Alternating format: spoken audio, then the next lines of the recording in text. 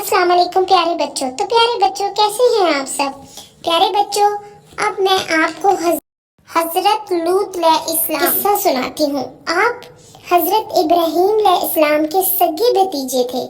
आप हजरत इब्राहीम की दावत पर ईमान ले आए थे और अल्लाह से डरने वालों में से थे। सदूम और अमवारा की बस्तियाँ।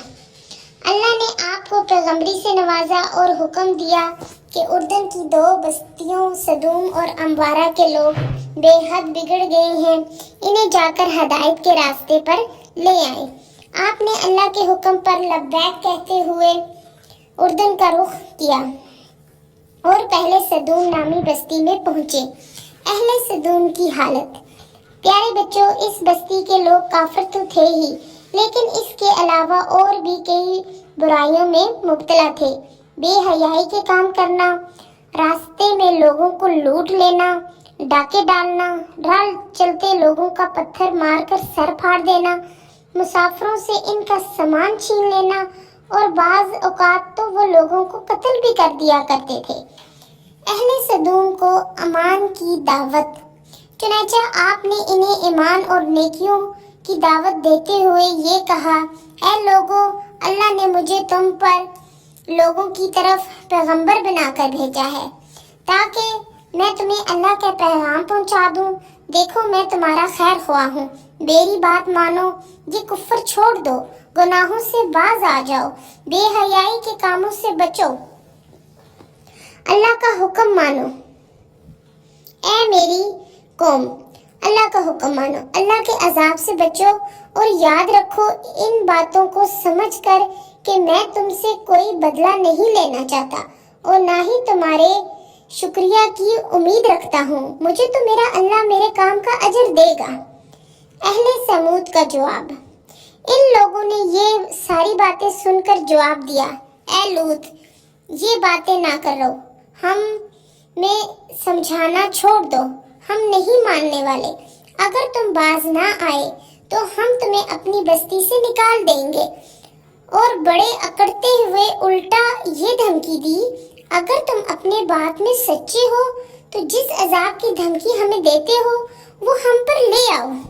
हजरत इब्राहीम अलैहिस्सलाम की मेहमान नवाजी। प्यारे बच्चों, जिस जमाने में हजरत लूत अहले समूद को ईमान की दावत दे रहे थे, हजरत इब्राहीम जिंदा थे और वो अपनी अहलिया बीबी सारा के साथ फलस्तीन के शहर में रहते थे, जबकि बीबी हाजरा हजरत इस्माइल के साथ मक्का में ठहरी थी। अल्लाह ने हजरत इब्राहीम को बहुत सारी नेकी आदत से नवाजा था। इन्हीं में से एक नेक आदत मेहमान नवाजी की थी। जब तक आप रोजाना किसी न किसी मेहमान को खाना न खिला देते, आपको नींद न आती थी। अगर कोई मेहमान खुद आ जाता तो इससे बेहद खुश होते, वरना खुद जाकर ढूंढते। मेहमान फरिश्ते। एक दफा ऐसा हुआ, 15 दिन गुजर गए मगर आपके घर कोई मेहमान ना आया और ढूंढने से भी न मिला। आप इन दिनों परेशान थे। फिर एक दिन अचानक दरवाजे पर दस्तक हुई। आप धड़कते दिल के साथ दरवाजे पर गए और ये देखकर खुशी की कोई इंतहा न रही कि वहाँ तो 3 मेहमान खड़े थे। जल्दी से इन्हें अंदर ले आए, बिठाया, हाल चाल पूछा, फिर इनके लिए खाना तैयार करने में लग गए। मेहमानों की उम्दा दावत। चुनांचे आपने घर के जानवरों में से एक मोटा ताजा बछड़ा लिया और इसे ज़बह करके इसका गोश्त भूनने लगे और लाकर इसे मेहमानों के सामने रख दिया। हम तो फरिश्ता हैं।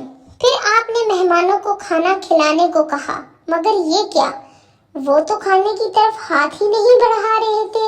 ये देखकर आप दिल ही दिल में थोड़ा सा डर गए और पूछने लगे, तुम लोग खाने की तरफ हाथ नहीं बढ़ा रहे, क्या बात है? बात ये है कि हम फरिश्ता हैं और आपको तो मालूम है फरिश्ते इंसानों की तरह खाते और पीते नहीं।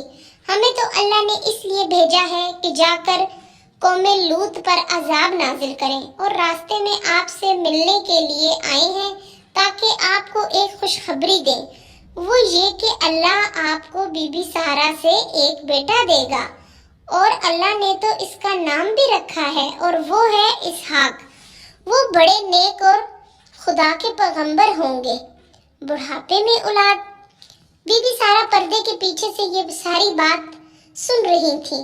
وہ بڑی حیران ہوئی کہ میں بڑھیا ہو گئی ہوں، میرے میاں کون سے جوان رہے ہیں، وہ بھی تو بوڑھے ہو گئے ہیں، اس بڑھاپے میں ہمیں کیسے اولاد ہوگی؟ اللہ کے لیے سب ممکن ہے۔ فرشتوں نے کہا، بی بی کیا تم اللہ کی بات پر حیرت کرتی ہو؟ وہ تو بڑی قدرت والا ہے، یہ تو معمولی سی بات ہے۔ اہل سدوم کے بارے میں جھگڑا۔ خیر یہ بات تو طے ہو گئی، اللہ بیٹا دے گا، اس کا نام اسحاق ہوگا اور اس بڑھاپے میں دے گا، کیونکہ اللہ کو ہر بات پر قدرت ہے، وہ ایسا کر سکتا ہے۔ اب آپ پہلی بات کی طرف متوجہ ہوں اور فرشتوں سے کہنے لگے، تم اہل سدوم کو عذاب دینے چلے ہو، لیکن ان میں تو میرا بھتیجا لوط بھی رہتا ہے، وہ تو خدا کا پیغمبر ہے، نیک ہے، وہ ان جیسا نہیں، تو کیا اس عذاب کا اثر ان تک بھی پہنچے گا؟ فرشتوں نے فوراً کہا، فکر مت کیجیے، اس عذاب سے صرف کافر ہی ہلاک ہوں گے، رہ گئے لوط، ان کے گھر والے اور ان پر ایمان والے تو اللہ انہیں بچا لے گا۔ البتہ حضرت لوط کی بیوی اس عذاب سے نہ بچ سکے گی، کیونکہ وہ تو کافر ہے اور اپنے خاوند کی بددیانت بھی۔ سدوم کی بستی میں فرشتے۔ اس گفتگو کے بعد فرشتے روانہ ہو گئے اور سیدھے سدوم جا پہنچے۔ حضرت لوط کے ہاں مہمان ٹھہرے۔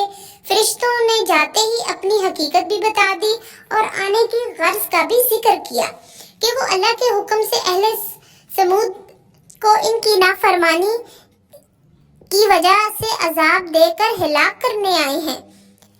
آپ اس بستی سے نکل جائیں، اس لیے آپ اپنے گھر والوں کو لے کے راتوں رات اس بستی سے نکل جائیں اور یاد رکھیں کہ بستی کو چھوڑ کر جاتے وقت آپ میں سے کوئی پیچھے مڑ کر نہ دیکھے گا، یہ اللہ کا حکم ہے۔ البتہ آپ کو پہلے ہی بتا دیتے ہیں کہ آپ کی بیوی آپ کے ساتھ شہر چھوڑ کر نہ جائے گی، یہ ان کافروں کے ساتھ رہنا پسند کرے گی، یہ ہے بھی کافر اور وہ کفر پر ڈٹی رہے گی، تو اس پر بھی وہی عذاب آئے گا جو اس شہر کے دوسروں لوگوں پر آئے گا۔ یہ بات آپ نے جب سن لی تو آپ صبح ہوتے ہی شہر خالی کرنے چل پڑے۔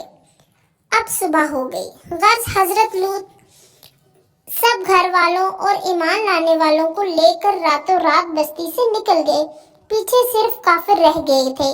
رات آنکھوں میں کٹ گئی، سورج ابھرتے ہی اس کافر قوم پر اللہ کا عذاب اترا۔ اللہ نے اس بستی کو الٹا کر دیا، اس کو اوپر سے نیچے اور نیچے سے اوپر کر دیا۔ یہ کام ان فرشتوں نے کیا جو حضرت ابراہیم کے پاس آئے ہوئے تھے۔ پھر ان پر آسمان سے پتھروں کی بارش کی گئی، آسمان سے لگاتار پتھر برس رہے تھے، ہر پتھر پر اس آدمی کا نام لکھا تھا جس پر جا کے اسے گرنا تھا۔ حضرت لوط اور مومنوں کی نجات۔ ساری بستی تباہ و برباد کر دی گئی، یہاں تک کہ رہنے والوں کو ہلاک کر دیا گیا، لیکن حضرت لوط اور آپ کے مومن گھر والوں اور مومنوں کو نجات دی گئی۔ شہر سمود کہاں گیا؟ پیارے بچوں، سمود اور اموارہ کی یہ بستی جس پر یہ سخت عبرت ناک عذاب آیا تھا، وہ آج کل بحر مردار یا بحر لوط کے نام سے جانی جاتی ہے، کیونکہ جب اس بستی کو جڑ سے اکھاڑ دیا گیا تھا اور اس میں زبردست بھونچال آیا تھا تو اس کے نیچے سے سمندر نکل آیا تھا۔ پیارے بچوں، یہ تھا حضرت لوط علیہ السلام کی قوم کا قصہ۔ میرے چینل کو سبسکرائب کر دیں۔ اللہ حافظ۔